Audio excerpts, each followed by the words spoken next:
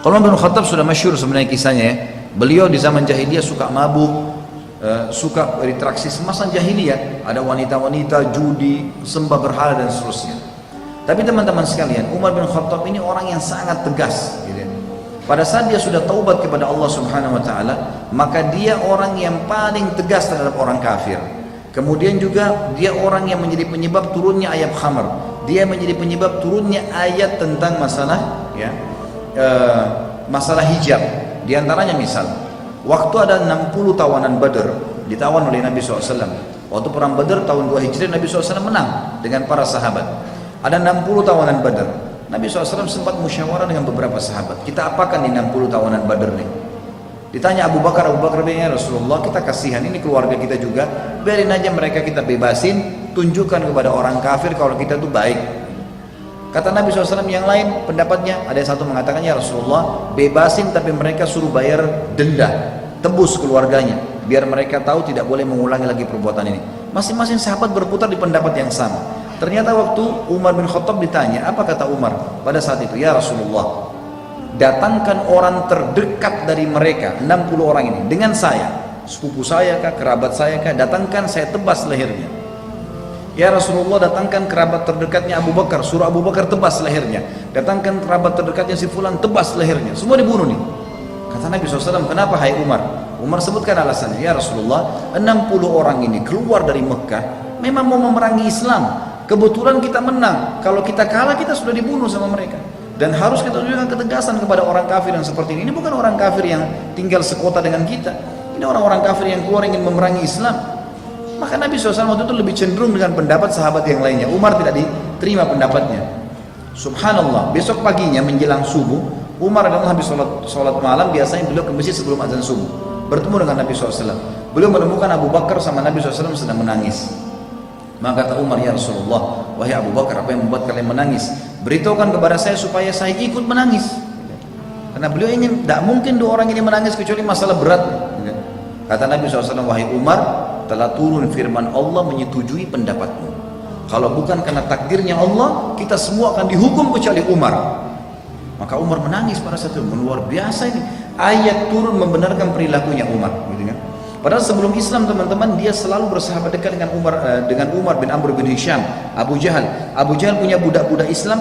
Itu Abu Jahal kalau siksa budaknya, Umar datang menyiksa mereka, memukul budak-budak muslim itu, gitu kan? Sampai sampai malam Umar berkata, saya berhenti siksa kamu. Pada orang Islam, saya berhenti siksa kamu karena saya capek saja, bukan karena saya mau berhenti siksa kamu, bukan karena kesian, tidak.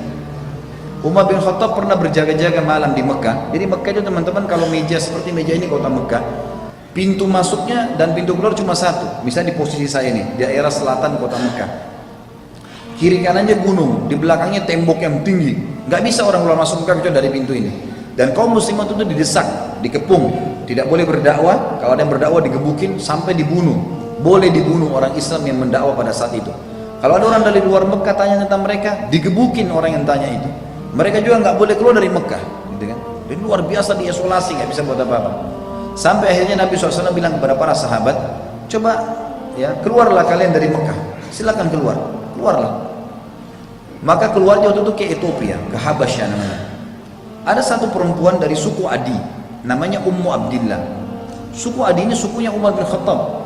Perempuan ini karena tahu malam itu kebetulan yang berjaga-jaga di pintu gerbang Umar ini sangat tegas, dibunuh orang. Kawannya kalau dia nggak suka dibunuh sama dia. Maka Ummu Abdillah naik gunung teman-teman sekalian, gendong anak kecil namanya Abdullah, gendong anak kecil naik gunung ini tinggi, turun sampai ke bawah. Kebetulan Umar bin Khattab ini dari pintu gerbang keliling lewat gunung itu, dilihat Ummu Abdillah turun menjelang subuh, turun dari gunung. Dia kaget, dia bilang, Ummu Abdillah? Kata Ummu Abdillah, iya. Kata Umar, apa yang membuat kau naik gunung, turun gunung, bawa anak kecilmu?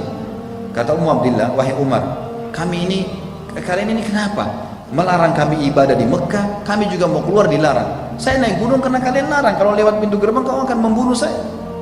Kata Umar, tidak akan sampai begitu, tapi pergilah. Kau mau kemana? Dia bilang, saya mau ke Ethiopia, mau hijrah, mau beribadah. Kata Umar, semoga keselamatan menyertaimu. Pergilah Ummu Abdillah ini.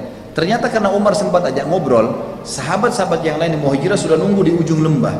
Begitu Ummu Abdillah dekat, mereka tanya, wahai Ummu Abdillah, dari mana kamu? Kenapa telat? Kata dia, tadi saya turun gunung gitu kan.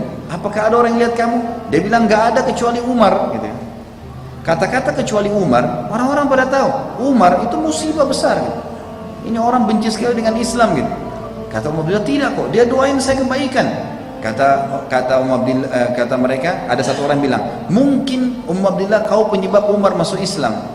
Sahabat-sahabat serentak bilang, kalau Umar syahadat juga pasti unta bisa syahadat. Jadi saking mustahilnya, nggak mungkin gitu loh. Dia masuk Islam itu mustahil. Apa yang terjadi teman-teman sekalian?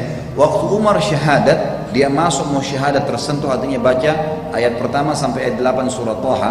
Lalu dia masuk dengan baju perangnya, Nabi SAW pegang pundaknya disentak. Lalu dia turun ke bawah, duduk di lantai. Lalu kata Nabi, wahai Ibnu Khattab, belum tiba saatnya kau ucapkan syahadat, beriman kepada Allah dan Rasulnya. Umar diam.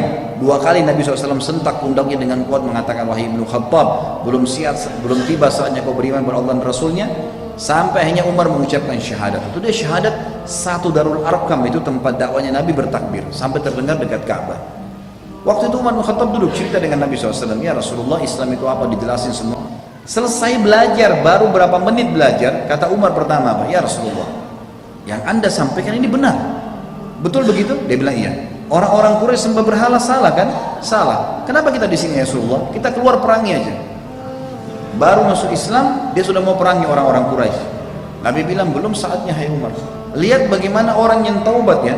Dia tahu dulu salah, sekarang ini sudah benar. Dia mempertahankan kebenaran. Padahal dulu buruk sekali. Benci Islam, sekarang perjuangkan Islam. Kata Umar, dia penasaran. Dia bilang sama orang-orang di situ, siapa di antara orang-orang Quraisy yang paling benci kalian, umat Islam, selain saya? Umar tahu dulu dia sangat benci dengan Islam. Kata para sahabat, temanmu Umar bin Amr bin Hisham, Abu Jahal gitu kan. Umar pergi ke rumahnya, ketuk rumahnya. Wahai Abu Hakam, dipanggil Abu Hakam, diketuk rumahnya. Lalu dibuka. Pas Abu Jahal buka, lihat Umar mau dipeluk, teman dekatnya. Kata Umar, sebentar dulu, kau udah tahu belum informasi? Gitu. Kata Abu Jahal, apa informasinya? Langsung Umar bilang, asyhadu an la ilaha illallah wa anna Muhammad Rasulullah. Syahadat depan temannya. Dan Abu Jahal tahu betul ini orang benci sekali dengan Islam. Abu Jahal tidak bisa berapa, kaget, dibanting pintu, dia cuma mengatakan tabbanlak, kecelakaan buat kamu. Umar balik lagi ke Darul Arqam, tanya lagi sahabat, siapa orang yang tidak bisa simpan rahasia dari Quraisy? Jadi ini kalau kita sekarang media gitu kan, ini ahli gosip. Maka kata mereka, ya, Jamil bin Muammir. Kata Umar, di mana dia? Dekat Ka'bah. Abdullah bin Umar meriwayatkan kisah anaknya Umar bin Khattab radhiyallahu anhu datang mengatakan, saya ikuti ayah saya, dia duduk di sebelahnya Jamil. Lalu Umar berkata, wahai Jamil, kau udah tahu belum informasi baru? Kata Jamil, apa itu? Dia bilang, asyhadu an la ilaha illallah wa anna Muhammad Rasulullah. Begitu Umar mengucapkan, kata Abdullah bin Umar, anaknya Umar meriwayatkan, Jamil demi Allah tidak lihat wajah ayah saya berdiri lalu naik di atas sebuah batu teriak, Umar telah murtad. Satu Mekah datangi Umar, anak-anak muda di situ. Wahai Umar, apa benar kau murtad? Kata Umar, tidak, tapi asyhadu an la ilaha illallah wa anna Muhammad Rasulullah. Syahadat, gitu kan? Maka mereka mengeroyoki Umar dari pagi sampai maghrib. Pagi sampai malam dikeroyokin Umar, sampai Umar sudah capek, ditangkap satu orang tokohnya, didudukan di tanah, diduduk di dadanya, ditusuk matanya. Kata Umar, kalau kau tidak suruh mereka berhenti mengeroyoki saya akan butain matamu. Maka akhirnya orang ini mengatakan, hai lepasi Umar, karena Umar gila, dia akan butain mata saya. Dibebasin. Besok Umar datang habis mandi keliling Ka'bah, teriak lagi, asyhadu an la ilaha illallah wa anna Muhammad Rasulullah. Diiklankan Islam. Orang keroyokin dari pagi sampai terbenam matahari, berantem terus. Terus capek, tangkap tokohnya satu orang Quraisy, jatuhin di tanah, dudukin dadanya, ditusuk matanya. Kau tidak melepaskan mereka, tidak suruh mereka bubar, saya butain matamu. Suruh bubar. Hari ketiga begitu lagi. Hari keempat Umar syahadat, gak ada yang berani lagi. Sudah gak ada lagi yang melawan Umar. Jadi luar biasa. Waktu mau hijrah dia teriak, pakai baju pedang, baju perangnya, bawa pedangnya, lalu dia tawaf. Orang-orang sudah tahu ini Umar berarti mau keluar nih, mau kemana? Semua kata Abdullah bin Mas'ud, kami semua hijrah ke Madinah dalam kondisi sembunyi-sembunyi kecuali Umar. Setelah tawaf dia mengatakan, wahai Quraisy, siapa yang mau istrinya jadi janda, ya, dan siapa yang mau anaknya jadi yatim, maksudnya dia mati, temui saya di belakang bukit ini karena saya mau hijrah ke Madinah. Dan tidak ada yang menemui Umar radhiyallahu anhu. Jadi sebelum Islam kita lihat buruk sekali, kan gitu, buruk. Jadi teman-teman, kalau ada orang yang pernah membunuh, pernah mencuri, pernah berbuat kejahatan apapun, seburuk apapun, mana ada yang lebih buruk daripada perbuatan ini seperti ini.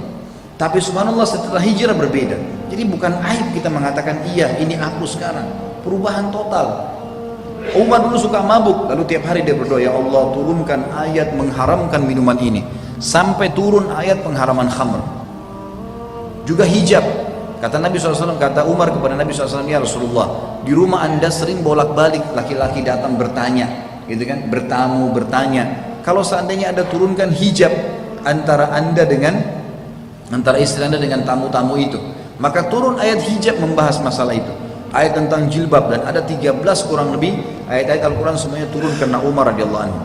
Dan beliau teman-teman sekalian sangat terkenal selain kekuatan imannya juga nasihat-nasihatnya. Contoh, Umar salah satu nasihat yang sangat menyentuh kalau misalnya membahas masalah taubat, dia bilang, jika engkau ingin mencelah, dia bilang setelah dia taubat dia membahasakan ini, jika engkau ingin mencelah pada seseorang, jika engkau menemukan celah pada seseorang dan engkau hendak mencacinya, maka cacilah dirimu dulu, karena celahmu lebih banyak darinya.